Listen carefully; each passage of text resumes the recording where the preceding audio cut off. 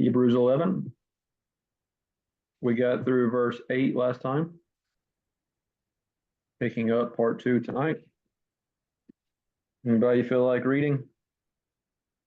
How far were we going to read? I can't remember what you decided on that. I think we were going to try to get through 20 at least so we could finish up Abraham 9 through 20. All right. I'll read 9 through 20 from the KJV. By faith he sojourned in the land of promise, as in a strange country, dwelling in tabernacles with Isaac and Jacob, the heirs with him of the same promise. For he looked for a city which hath foundations, whose builder and maker is God. Through faith also Sarah herself received strength to conceive seed, and was delivered of a child when she was past age, because she judged him faithful who had promised.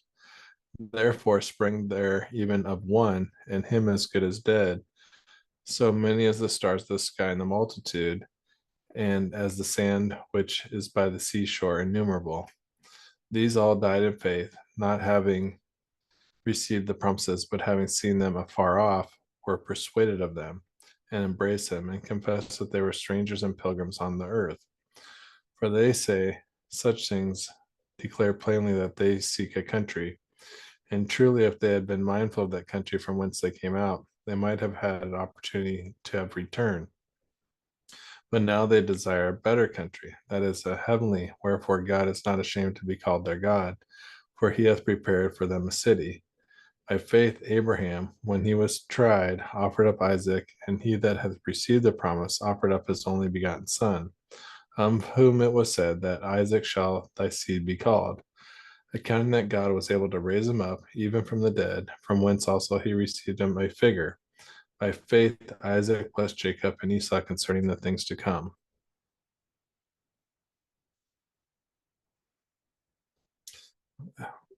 Why in verse 12 does it says,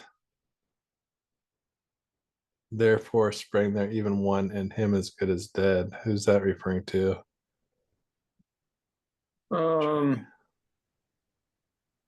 Is that because Abraham was already so old and could Okay, not? yeah, that's what it said. The easy reading says Abraham was sold, he was almost dead. Yeah. But from one man came as many descendants as there are stars in the sky. So many people came from him that are like the grains of sand on the seashore.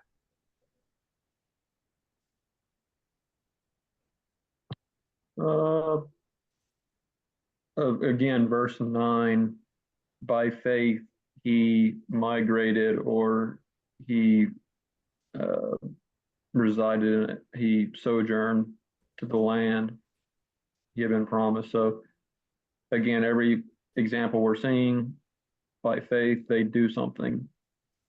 Abraham obeyed, he went out, right? He sojourned in the land, just like Noah, by faith, prepared an ark. All these people, faith by faith, Abel offered the sacrifice more acceptable. Like by faith, they're all doing something. They're all doing what God says to do. They're all following the instructions that they're specifically given. Why does it say that Abraham and Jacob lived together? Where where did it say that? Verse 9.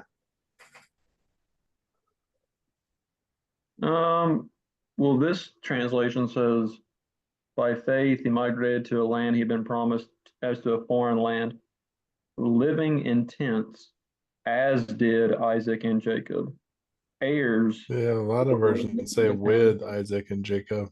I guess it depends on where you put the word with, because this translation has with afterwards, which would be he lived in tents as Isaac and Jacob did, heirs with him of the same promise. Like they're meaning the same promise was given to all of them together. It doesn't mean that they are all together, but the same promise was given with all of them, which that has to Yeah, be some versions. Here's one version that says he lived in tents with Isaac and Jacob. Jacob, Jacob and Esau, but Abraham died. before Jacob and Esau were born, I'm pretty sure. That's what I thought. So Yeah, because Abraham dies in Genesis chapter 25, and then after he dies, then you read about uh, after that you read about Isaac so and I just Ishmael. searched Chat GPT. It says Abraham and Jacob are both significant figures in the Bible, but they didn't live at the same time. According to biblical chronology, Abraham lived from 2000 to 1800 BC, while Jacob lived around 1800 to 1600. So there was likely a gap, a few generations between their lifetimes. So maybe there wasn't a gap. Maybe they were both alive because it's definitely very close. Yeah, I have to go back, and I know it's Genesis 25 is where he dies. Um, I have to go back and look. I don't think they were alive at the same time, but if they were, it wouldn't have been for a very long period of time. I think verse 10 is good where it says, for he was looking, talking about, Abraham was looking forward to a city that has its foundation, whose designer and builder is God. I mean, that's obviously looking at verse, where is it? Where they were looking for the heavenly, Uh, 14 or 16. I think 15. it's 16. But as it is, they desire a better country that is a heavenly one. I kind of think like that's kind of like the ultimate prize that they were really looking forward to, not necessarily just the land of Canaan with the dirt in it, but looking forward to the heavenly one. So this is something that I just looked up. Let me let me see if I can. I was looking at something in verse 14 in the Greek. Let me see if I can find this again. So I thought that was something kind of interesting. Um,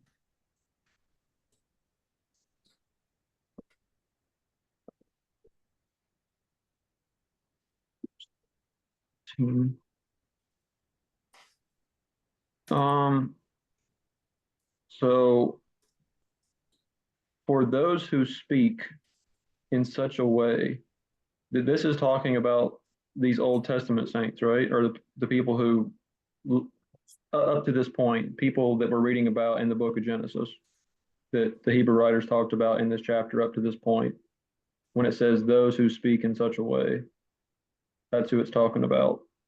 The people from like the book of Genesis time period. They make it clear that they are seeking a land of their own.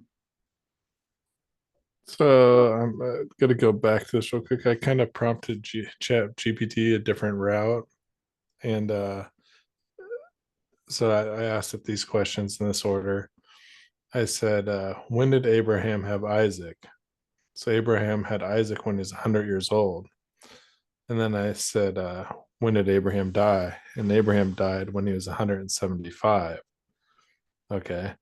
And so when did Isaac have Jacob? And it says that he had him around 60 years old in Genesis 25:26. So that would have meant that Abraham was 15, alive for 15 years 15. of Yep. Jacob's life, Okay. even though most Bible scholars would say no. Wow. Okay. Yeah, I was just thinking that if they did overlap, I said it couldn't have been long. So 15 years. Hmm. Well, So that okay. would be potentially correct that they lived together, in the same little village, with the Okay. grandpa. Yep. Okay. Um, this verse 14 says they are seeking a land of their own. It's in the present active indicative in the Greek. They are seeking. You're talking about like where there it says in ESV it says for people who for people who speak thus make it clear they are seeking a homeland, Yeah, they're like so presently seeking. they're presently seeking it. They're not there yet Yeah, because, and again, I think we'll see it when we get to the end of the chapter. yeah, that they wouldn't go beyond like before. Yeah, they're not there yet until the first fruits, the apostles and the Christians of the 11th hour workers, they have to go in first Yeah. before the people of the old get to go in. So that's interesting. I mean, I want to talk about verse 12. I mean, I've never heard this said before, but I've always thought of it. It talks about were born descendant as many as the stars of heaven, and as many as the innumerable grains of sand by the seashore. So, when it comes to there's one more, I guess what is it, like the dust of the earth or something like yeah, that? yeah. So you have those three things, those three elements: the stars, the dust, the sand. My question is, especially being like a full preterist, saying that the universe goes on forever or whatever, is there a finite number to the stars? Is there a finite number to the dust? And is there a finite number of sand? Um, Because if I Google it, I'm pretty sure, I mean, I'm pretty sure Um, stars can still be created today. If I am I They Googled am it, I would say right? that, but there's no video or no and documentation I of a star agree. forming. Of course, because it takes, Uh, in their minds, hypothetically speaking, quadrillions of years. But what I Right. want to make the point is, um, maybe so how can I word I know this what the you're way I want? saying. So it That seems it like seems that matter is finite to a so degree. so but no, but, I but take the other route. I'm taking the Okay. route that they are like, I mean, again, obviously some grains of sand has been destroyed on the earth. Would we agree? well, because Some they're turned into glass. They're turned into Of, glass. of course. So like they're melted, they're no longer grains of sand. The Right. dust, obviously dust gets, it's Right, not but then you have Turns to to infinite ask mud. yourself, where does the sand come from? Because then from you like the can't answer that rocks. question. You say, "Oh, is there infinite sand?" Well, yeah, there kind of is infinite sand until the thing that makes sand is no longer there. Then there's no It's longer it's like infinite sand. it's like seashells breaking up and stuff like that. Yeah, there's always going to be new seashells because they're always making new baby seashell things. They make Yeah, so babies and they reproduce. and so if you think about it, this kind of helps the full preterist position. I mean, the only one that I guess we could kind of like throw up in the air going like, I don't know, I've never seen it, is the stars. look But at with look at Deuteronomy chapter 1, verses 9 and 10. Deuteronomy 1, you said? Yeah, verses 9 and 10. It says, and at that time I said to you, I am not able to bear you by myself. The Lord your God has multiplied you, and behold, you are today as numerous as the stars of heaven.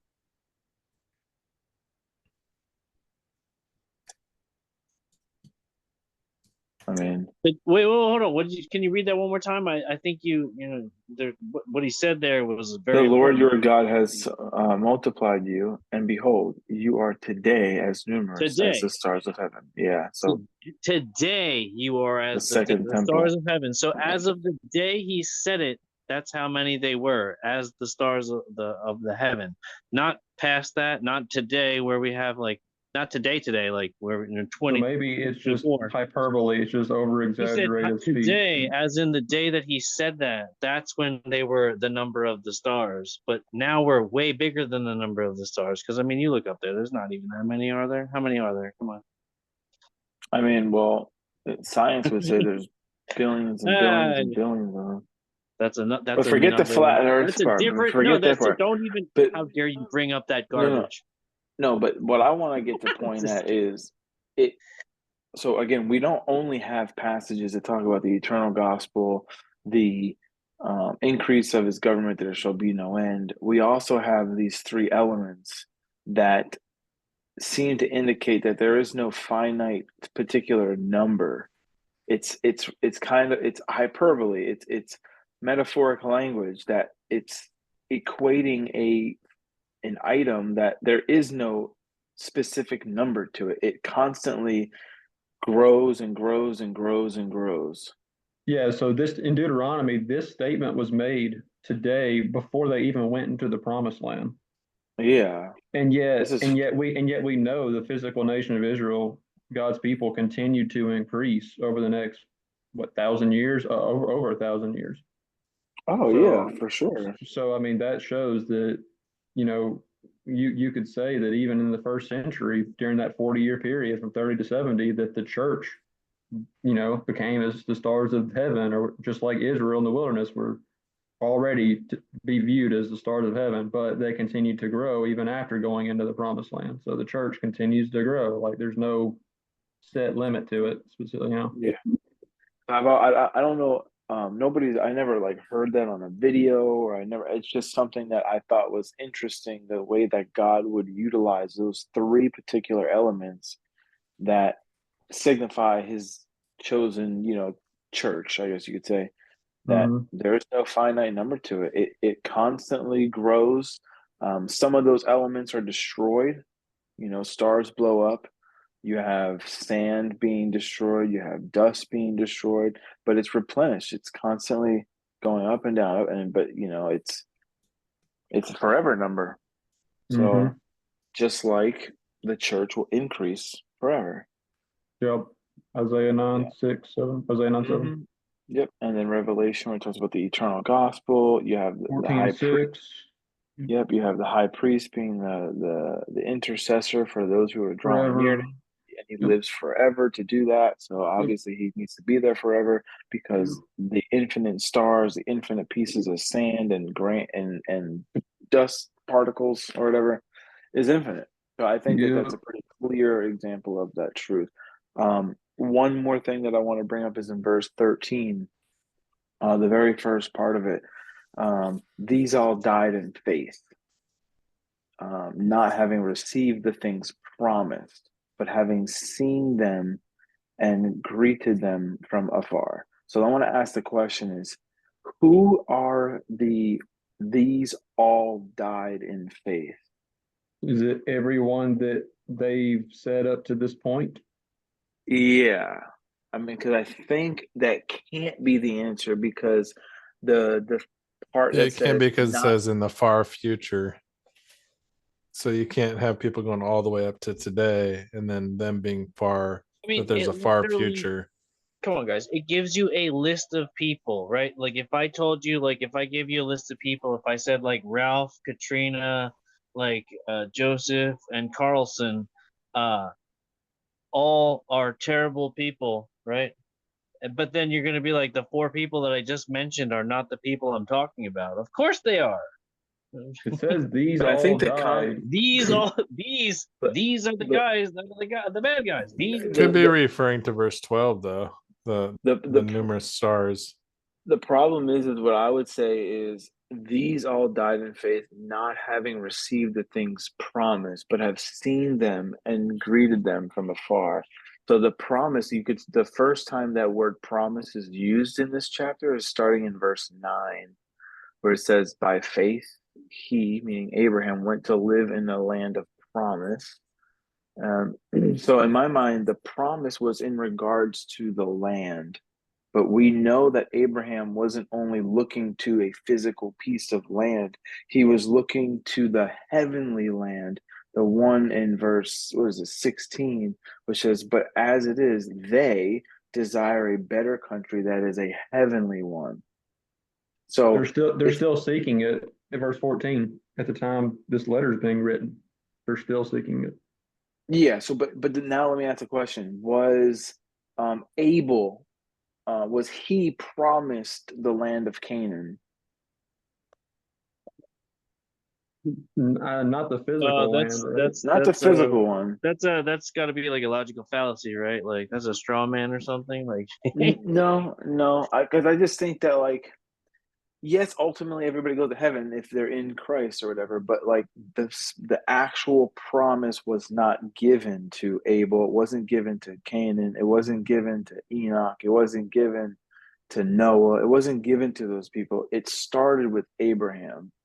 yeah, But Abraham was the one that was told about the promised land, and through that was the I guess the parable or the teaching tool that was that the made them living parable. Yeah. yeah, that this isn't the land. It ultimately points to a heavenly land.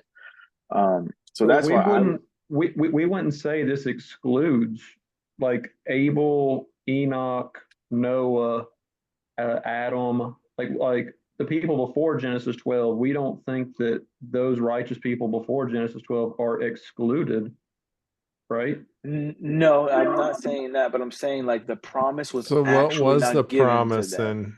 in what was the promise in Genesis Well, 12:7? it was the land of Canaan, but here in the book of Hebrews, it's showing us that they were looking beyond that to a heavenly land. But in the physical, How did they figure that out back in I mean, Genesis?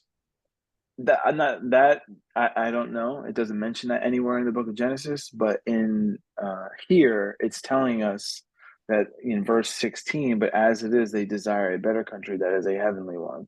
Therefore, God is not ashamed to be called their God, for he has prepared for them a city. And then also in verse, what is it, 10? Yeah, for he was looking forward to the city that has foundations, whose designer and builder is God. So obviously, there seemed to be that the author of Hebrews is letting us know that in Abraham's mind, I guess that there was a deeper fulfillment that was going to come about through this promise. But my main argument is that the promise wasn't given to Noah. Noah knew nothing of this promise. It was kind of like progressive revelation.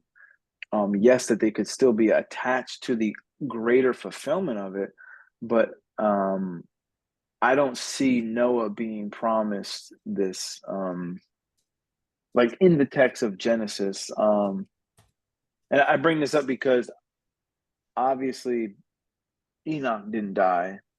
I mean, the text clearly says he who did not die, he did not see death.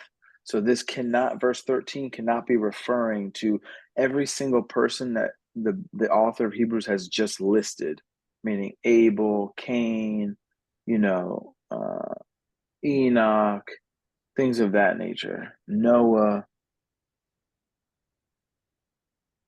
Does that Yeah, make sense? none of the people in the Old Testament received the actual true promise, though. Like even at this time, at the time the Hebrew writer is writing, they're still seeking the land. Wait, Well, hold the on. heavenly Can land. you just tell me Yeah. real quick? Did Abraham, was he on the list? Yes, he was on the Okay, Yeah, well list. there you Abraham was go. the I win. I win right there. no, He's on the no. list. What I'm saying is that the promise started in verse 8 and 9. So when it says these all died in faith, not having received the promise, I mean, yes, technically, I guess the way Andrew is presenting it, I could be wrong. But I still see like I'm only bringing this up because Enoch didn't die, but then it says these all died in faith. So is there a contradiction, or is verse No, there 13 only no, talking about starting from Abraham, the ones no. that were actually given the It promise? doesn't have to be These anything all else. died It's just not obtaining that promise yet, but they were still looking and seeking to that promise. it's just Enoch did die. That's what he was praying to God for, that he would be taken, that he would die, so that he wouldn't see all the death and destruction that was going to come. But either way, Enoch, not only Enoch died, but also you can prove Well, the only that way you could say Ezekiel Enoch also died, died. Ezekiel also died because he was found later in the scriptures sending a letter to the king after Ahab. So he's still alive on the earth after the fact, after the whirlwind event. So he's still alive. And then he but died the the only normal way, just reason, like everybody but else. you would say verse 13 is a clear indicator that Enoch died because your analogy of the list, if you He list a bunch of people's 100%. names, Look, no, that's not my only verse either, because also, right? So when it says in there, it says he could not be found and he was not. Those are both like Hebrew idioms, right? He was not, or whatever. They're just idiot, whatever. He was not. There's places in the scripture I can show you where he was not is a reference to their dead. Well, That's what happens. but what's the idiom that says he should not see death? And There what is was none. There is none I for know, that but one that I know that's of. what the text But says though. Verse 5 says, by right faith after that, but Enoch then you're was going to taken ignore the up. part. He was taken up. Yeah, he was taken up. How? In what way? So that he should not Did he see fly death, up and into he the was not. sky and disappear into the heavens, or did he die? And then Yeah, It the says, not see death, is it referring to himself or is it referring to he would not see those around him? it really does matter. It matters. He should well, not see death, or he should not see death himself. Like he should not so taste it. I've never heard Experience. anybody say that that Enoch was taken up and God kind of like hid him so that his eyes wouldn't see other people die. That's not what it's. No, he wouldn't see the earth get demolished like Noah did. I mean, look what Noah did when he got off the boat. He just got smashed. He planted a vineyard and he got annihilated. That's what happened. I mean, that's interesting. I've never heard of that. I mean, have you guys heard of that? I mean, I've never heard of that. I haven't heard about the flood part, but I've heard about the What? taken so that he would not You see never death, heard about the part meaning where he Noah died planted a vineyard right he after the died at an fact? earlier, he died at And like then he got drunk and he was 365 years uncovered, old. and his son Canaan, right, or whatever curses be Canaan. Come on now. He died at Well, like but 365 rather than like 800 or 900 years, so he didn't live to see all of his loved ones die like everyone else. Right. yeah, Correct. That's right, because God took him because he died. Which and like I said, like I was saying, when it says in the scriptures he was not or he could not be found, both of those are telling you, like, look at anywhere else. It means they're dead. Or they think they're dead. In Joseph's case. Joseph, he was right there in front of them, and they said, yeah, "Oh, our maybe. other brother, the other one," because they wanted the grain. He said, "Oh, our other brother, he's not. He is not." So when they thought Joseph was dead, Yeah. See, but he wasn't actually dead because he was standing in front of them. But the point is, they said he was not, and yeah, they didn't know that that though. means that he's dead. Yeah, That's my point. right. I don't know. I mean, I don't see it, but I mean, maybe I'll give you like 5% possibility of that being Amen. how it Hey, should be I'll interpreted. take 5%. I'll take it. I'll take it. Regardless, if you think he died or not died, he is included in all these people who haven't yet received the promises. They're still seeking the land, the true land, not the physical land, but the better land that God promised. And by the way, I think this could be a good point that just because the promises didn't start until you get to Abraham, the people who came before Abraham, who lived right before God, were not excluded, but they were incorporated into those promises made to Abraham, which that you could carry that same idea over into Jesus dying. He didn't just, it's not just a blessing or a benefit for the people who come after Jesus, but the people of the Old Testament are incorporated in to that promise and blessing that Jesus, when he died, it was not just for people who come after him, but it was, what is it, chapter 9, verse 15, for the sins committed under the first covenant as well.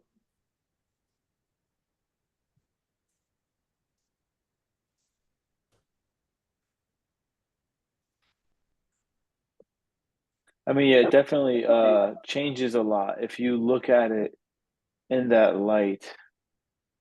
Because then Enoch could have died because they're all still looking for that same promise. And that Enoch never went to that promise. He died like everybody else and just was the same place. Yeah, none of the people prior to Jesus received the true land of promise. Like Jesus has to come first. He's the forerunner. He goes in first. But chapter 6, verses 19 and 20, he's the forerunner. Then his body, his bride, his church, the first fruits, apostles and Christians, 11th Yeah, hour. I mean, I get it all. It's just fascinating the language utilized just for Enoch. By faith, Enoch was taken up so that he should not see death, It's not and he even was up not either. found. Like the Greek word, it doesn't even have anything to do with like direction. Yeah, that's regardless. But the main point is, and then let's extrapolate that to every other human. Abraham did not see death, and he was taken up. But Or he did he was taken. but he No, did Enoch like too. Enoch, but yeah, but Enoch lived at a time when everybody else around him was living like 700 years longer than him, But or that 600 doesn't. But years doesn't. longer than him. But that means that's irrelevant because he Is saw it, death just like all them did. no, he didn't see it like them. If he died at 365, he's the only one of the righteous line who died No, at an extremely young age. but he still died though. Right, without seeing death like everyone else. He didn't live to 800 or 900 years and see death like everyone else. You mean it should say he didn't see life like them. No, He he saw didn't see death. death. He did. Abraham. If you live to 800 or 900 years old, you're going to I know, see but all of your loved ones die. But if your child dies before you, they're not going to see the child. The child's not going to see their parents and their grandparents and all their loved ones die because they're but taken out. they all lived so long that they didn't have the ability to see the death that you're talking about. Everybody lived so long. Well, they saw their parents. They saw their parents die. Enoch would Yeah. Enoch would not have. Enoch would not have seen his ancestors die the way What that about everyone else what would. about the word like I guess if you take it that way, but it's just interesting that I mean, what would be the point of that though? Like Just letting us know that he's the only one in that righteous lineage that didn't live like they did. I mean, that he he was just taking didn't it. see his dad die, and Yeah, that he did means not see his something. loved ones die like everyone else. Did you just come up with this? I mean, because you didn't say this the other day when we were talking about this. Did No, you I mean, just like were you thinking about it no, deeply or I thought, I thought this for a while that this could be at least a possibility, but I thought this was Albert's view, but apparently it's not. Albert actually sees it a little differently than what I'm saying right now. hmm. He thinks that it's like not see like the people die in the flood, whereas I'm thinking it's more about not seeing like your parents, like your loved ones, like everyone else around you dying. Hmm. Yeah. This is the first I've ever heard of this in both Albert and Yeah, yours I position. thought this was Albert's. I thought this was Even though Albert's we view, but just apparently did it's it, not. because me and you discussed Is this there a verse difference in in between depth a being couple caught of up days to ago. heaven and ascending to heaven? Well, it's not up. Like this has nothing to do with like up, down, left, right. Like the No, what I'm saying is Yeah. if you're living and you're caught up to heaven, isn't that different than ascending from the grave? um Isn't there a slight difference? I don't. I mean, I guess it'd be different in the sense of from the afterlife, you'd be like in a different realm or a different dimension. You wouldn't be in the physical earth. But I mean, I don't. I can't think of exactly what you mean. I'm just saying that maybe he didn't die, Yeah, it's possible he didn't die. I'm just saying, regardless of whether he did die or did not die, I don't think he's in heaven with the Father until Jesus comes and dies, and then Jesus goes to the Father, and then when Jesus goes to the Father as the forerunner and is accepted, then other people can start going. I mean, But if if you he, remember last week or whatever day it was, we were really discussing this verse very in depth, and we talked about that word, uh, what is it, taken up or whatever. It's really the Greek word, the change over, yeah, translate out of the world. change. Hebrews chapter 7, verse 12, talking about the Yep. change of the law. So, like Enoch was changed. So, in my mind, like that's what you know he was changed. It Yep. wasn't that like Yep. his like he was He was um changed, just he like changed and okay, says well, he put on a different body, he was yep. changed Yes, but again, that's the to same thing not as First know Corinthians. death. But it's the same thing as 1 Corinthians 15, which I think is describing what happens to all Christians when it says we will not all sleep, but we shall all be changed. In the Greek word there, I think it's a different Greek word for change there, Yeah, it is. but it's like you think about like we're changed, like Just like when we die, we take off one body, we put another one on. Just like if you change your shirt, you're taking one off and you're putting another one on. Or you, the person, are not your body. You, the person, have a body, and you take one body off and you put another body on. When does that happen? When you die.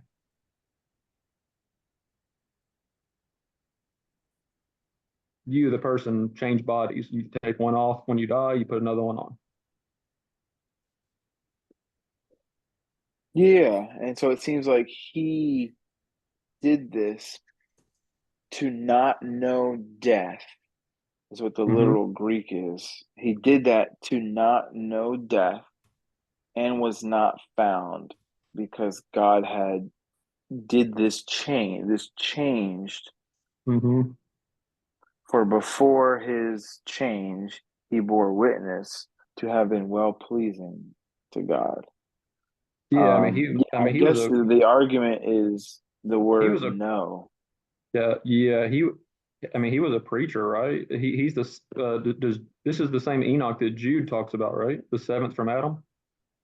I mean, He there's a prophesied. possibility. Yeah, he like, is it Albert? Is it Jude verse 14 talks about this Enoch, the seventh from Adam? He prophesied.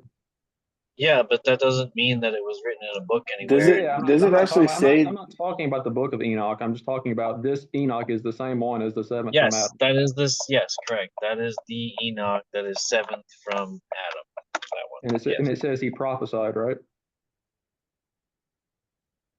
Yes. Jude, I think it's Jude verse 14.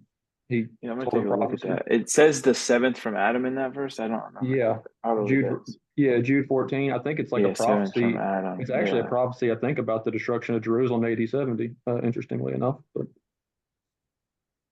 yeah, interesting. uh, which again, I'm not saying that has anything to do or whatever with the book of Enoch. I'm just saying this Enoch in Hebrews 11 is the same Enoch as Jude 14. Yeah, and that's from chapter 2 of First Enoch. Oh, okay. Yeah, I so First haven't, Enoch chapter I 2, haven't, the whole chapter, it's really small. That literal verse. okay. Yeah. Um, Yeah, I don't know. It's pretty fascinating, I will say. I mean, I guess it's, man, when it comes to the Bible, you really can, one word difference of opinion can change drastically the meaning of something.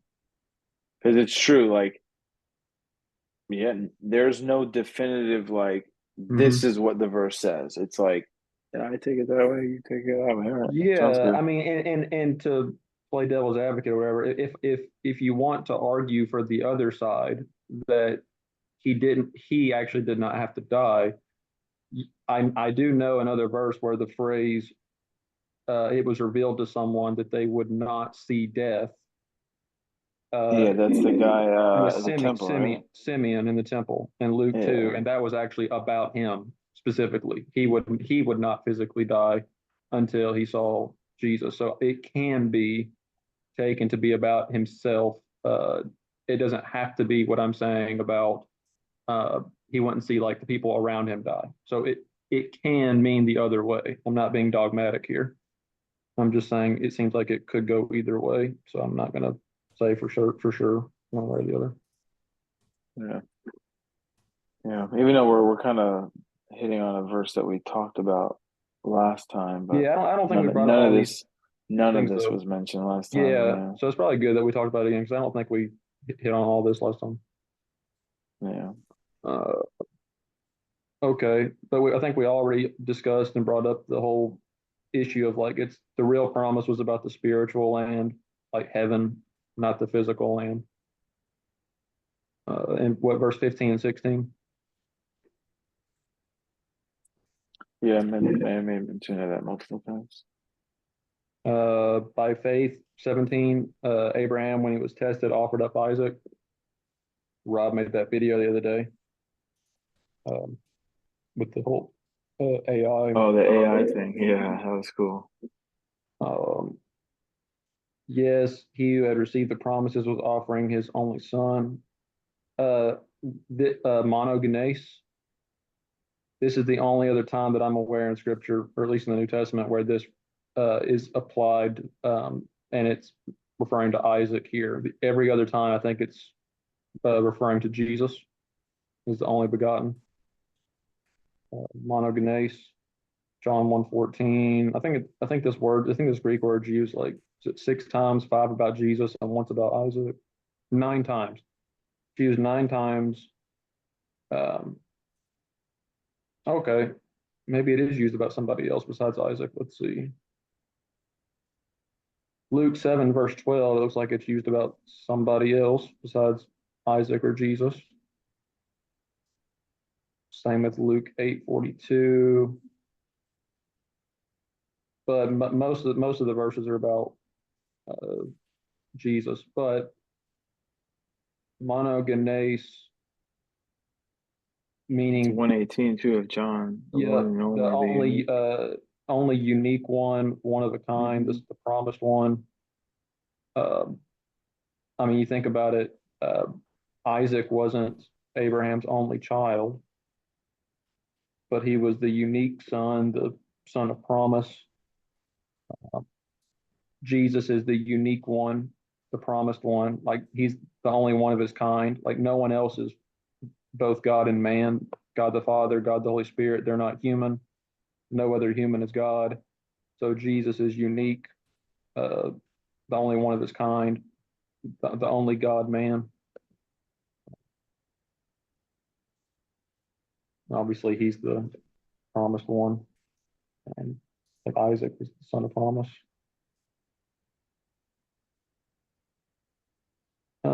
Of whom, verse 18, of whom he had been told, it is through Isaac that your descendants will be named for you. I feel like that's also quoted in, is it Romans 10? Somewhere Romans 9 through 11. Paul brings that up. Through Isaac. And maybe make the connection with Galatians 4, 21 to 33 with the allegory, the covenants, physical Jerusalem versus the heavenly Jerusalem. Seems kind of fitting here as well, since we're talking about the physical land of Canaan versus the spiritual land, heaven.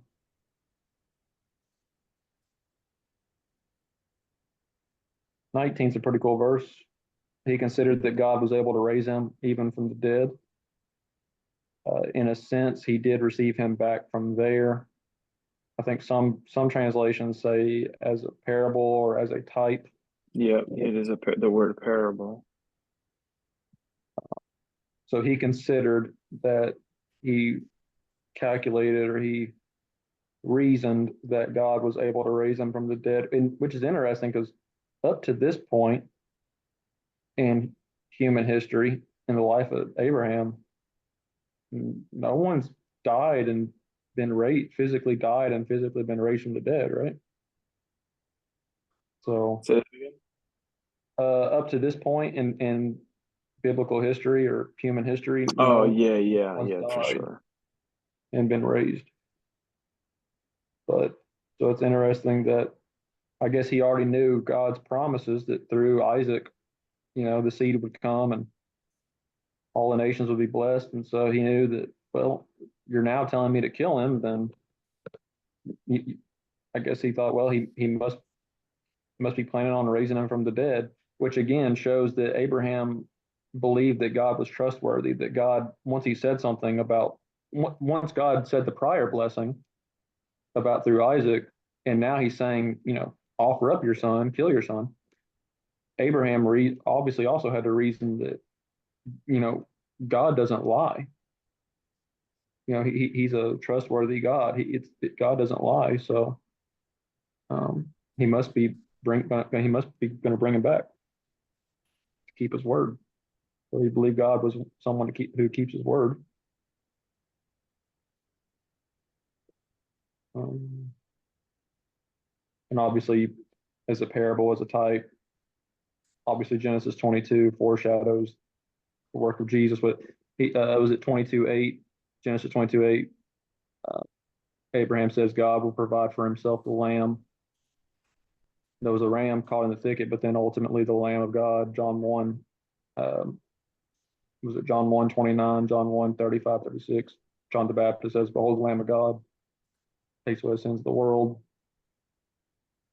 Ultimately, 2,000 years later, God provides the Lamb, Jesus. Verse 20, by faith, Isaac invoked blessings on Jacob and Esau, even regarding things mellow, things about to come.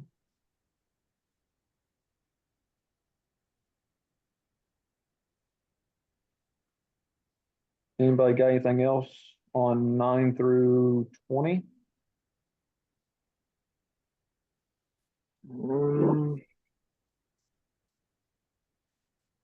I think that's good for me. Let me see. I think it's interesting. Just 20. Isaac blessed the future of Jacob and Esau. Because people always bring up, Jacob I love, Esau I hated, but both are blessed here. Yes. I just finished another Leighton Flowers book today, God's Goodness, or God's Provision for All. And I know in that book he talks about how, which he doesn't take Matthew's view, that Jacob refers to the church and Esau refers to physical Old Covenant Israel. But he still takes the view that, but Flowers takes the position that, it's Jacob is, physical national Israel, like I guess the traditional view. That's not Calvinist and not Matthew's view, that it actually is about the nation of Israel, that God would choose to, through them, take the gospel to the world. They were supposed to be like a light to the nations. They were supposed to bring people into a relationship with God. Obviously, Which you could say they did, because we're in yeah. all the 12 disciples of Yep. Yes, Israel. exactly. Yep. He brings that up. He talks about that, and again, it's not showing partiality or favoritism, because the people he's choosing, he's not choosing them for salvation and refusing salvation from others. He's choosing 12 people to go bless the rest of the world. Right. Like, It wasn't like he so was just preaching to Israel only. yeah, he did preach to Israel, but then he also sent Israel and people from Israel, like the 12 apostles, to go bring this gospel, bring this salvation to the ends of the earth. So it's a blessing for others. Yeah. But it is interesting, if you do take Matthew's view on this verse, about the Jacob Esau, that someone might read this, like maybe Matthew might read this: by faith Isaac invoked blessings on both the new covenant and the old covenant regarding things Right. like, Which doesn't quite make sense. yeah, because the old covenant, they're not really the ones The getting blessing or the better blessed. promise. Yeah. Yeah, But they did have a blessing for when it was spoken. Sure. true. And Jesus did die for them too. I mean, Yeah. they're brought in, just like the promises were made to Abraham and to his seed, but that doesn't negate or neglect people like Adam and Enoch and Noah and Shem. Like they're all brought in to those blessings, brought into those promises. It seems like you might have to jump back to Genesis 3 almost and kind of see how that Yeah, kind of correlates. yeah, the whole seed promise, seed of woman. Right. Mm-hmm. Yeah, I think that's a good point. That seed promise, it's repeated over and over, right? To Adam and Eve, and then to Abraham, to Isaac, to Jacob. I think to David or Solomon or both. So it's repeated throughout the Old Testament, which Yeah, ultimately it's is from about. the get-go, it seems like. Yep, yep. Galatians 3:16, I think 3:16. Paul says that the seed promise was about Jesus. So all the nations will be blessed through Jesus, whether it's nations in the past, nations in the present from the first century perspective, or nations in the future after AD 70.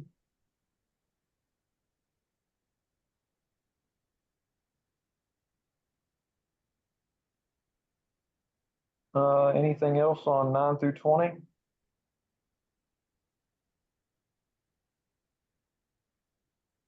No, I'm good. I mean, I've exhausted it. I guess we'll pick up on 21 next time. Sounds good. Albert will like this one. This one was a short video, probably 30 or 40 minutes.